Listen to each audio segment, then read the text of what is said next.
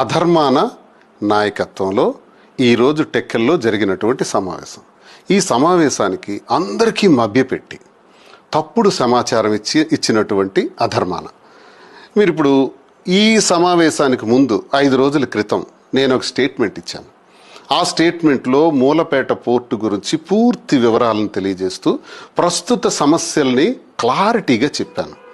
ఆ సమస్యల పట్ల స్పందించాలి, అది స్పందిస్తేనే నువ్వు చేస్తున్నటువంటి ఈ మీటింగ్కి అర్థం ఉంటుంది అని నేను స్పష్టంగా చెప్పాను. ఉత్తరాంధ్ర నాయకులందరూ వచ్చారు, పారిశ్రమల శాఖ మంత్రి అమర్నాథ్ గారు కూడా వచ్చారు. కానీ ఇంతమంది నేతృత్వంలో వాళ్ళకెవరికీ మాట్లాడనివ్వకుండా ఈయనే మాట్లాడిస్తూ జగన్మోహన్ రెడ్డి గారి తాలూకా ఆశయాల్ని తుంగలో తొక్కాడు ఈరోజు ధర్మాన ప్రసాద్ చాలా వ్యూహాత్మకంగా. ఎలా అంటే పోర్టుకు పోదామని చెప్పి పోర్టుకు పోయినారా? పోలేదే. పోర్టుకు 10 కిలోమీటర్ల దూరంలో ఒక టెంట్ వేసి, అంటే ఎక్కడ ప్రజలందరికీ మూలపేట విష్ణు చక్రం గ్రామాల ప్రజలందరికీ లేఅవుట్ ఇచ్చాం. నాటి ముఖ్యమంత్రి గారు జగన్మోహన్ రెడ్డి గారు కూడా అక్కడే సమావేశం పెట్టారు. ఆ సమావేశం దగ్గర వీళ్ళు ఒక టెంట్ వేసి మాట్లాడారు. మరి ఎందుకు పోర్టుకు పోలేదు? నిజంగా పోర్టుకు పోవాలంటే వేలాది మంది ప్రజలు అవసరమా? ఉత్తరాంధ్ర మొత్తం తరలించడం అవసరమా? ఒకవేళ అలా తరలిస్తే వేలాది మంది ప్రజలు కలిసి పోర్టులోకి వెళ్ళొచ్చా? అలా వెళ్ళేటప్పుడు అక్కడ ఏమైనా అవాంఛనీయ సంఘటనలు కన్స్ట్రక్షన్ చేసేటప్పుడు చాలా ప్రమాదకరమైన పరిస్థితులు ఉంటాయి పోర్టులో.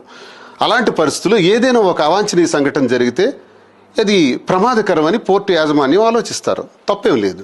కానీ ప్రజలందరికీ తెలియని విషయం ఏంటంటే 40 మందికి అవకాశం ఇచ్చారు ఈరోజు పోర్టులోకి. 40 మంది అంటే ధర్మాన ప్రసాద్తో కలుపుకొని 40 మంది నాయకులు ఉత్తరాంధ్ర నుంచి వచ్చినటువంటి అందరూ కూడా హాయిగా వెళ్ళొచ్చు, పోర్టు నిర్మాణం పనులు చూడొచ్చు, బయటకు రావచ్చు, స్టేట్మెంట్ ఇప్పుడు మీటింగ్ పెట్టిన స్థలంలో మీటింగ్ పెట్టుకోవచ్చు, మాట్లాడవచ్చు. ఎవరు కాదన్నారు? ఈ పని చేయలేదే. మరి మీరు ఇది చాలా డ్రామా. ఈ నాటకం ఎలా జరిగిందంటే మీరు మాత్రం కోటాను కోట్లు సంపాదించుకోవడానికి అతి తెలివిగా డైవర్ట్ చేయడానికి.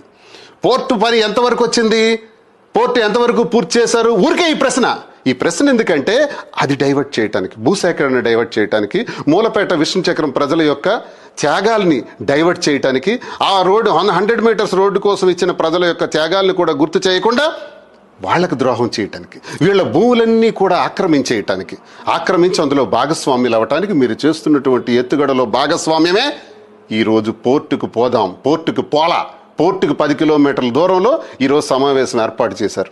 ఎంత అన్యాయం అండి. భూసేకరణ ఎందుకు జరగాలి? భూసేకరణ చేస్తే ప్రభుత్వ ధర 25 నుంచి 35 లక్షల మధ్యలో ఉంటుంది, అంతకన్నా మించి ఉండదు. అంటే ప్రతి రైతుకు సగటున 1 ఎకరావో 2 ఎకరాలో 3 ఎకరాలో ఉంటే వాళ్ళకి వచ్చేది 50 లక్షలు 75 లక్షలు ₹1,00,00,000 నుంచి. ఈ ₹1,00,00,000తో 3 ఎకరాలు అమ్మేసి రైతు ఎక్కడికి పోవాలి? సూట్ కేసు ఇవి పట్టుకుని ఈరోజు మూలపేట విష్ణు చక్రం ప్రజలు బాధలు చూస్తున్నాం కదా, నిర్వాసితుల బాధలు.